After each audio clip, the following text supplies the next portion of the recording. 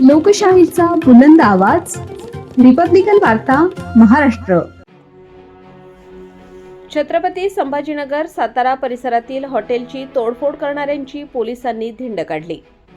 Mumbai Chinese grill हॉटेलची केली होती तोडफोड.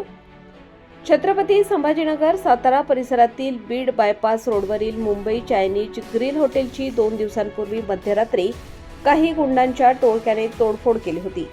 या तोडफोडीत हॉटेलचे मोठ्या प्रमाणात नुकसान झाले होते व या घटनेमुळे परिसरात भीतीचे वातावरण निर्माण झाले होते. या प्रकरणी सातारा पोलीस ठाण्यात 7 ते 8 जणांविरुद्ध गुन्हा दाखल करण्यात आला होता. सदर हॉटेलची तोडफोड करताना हे गुंड सीसीटीव्ही कॅमेऱ्यात कैद झाले होते. यातील मुख्य 2 आरोपींना पोलिसांनी अटक केली असून आज त्यांची ज्या परिसरात त्यांनी हौदोस घातला होता त्याच ठिकाणी परिसरातून धिंड काढली होती. यावेळी पोलिसांचा मोठा बंदोबस्त तैनात करण्यात आला होता.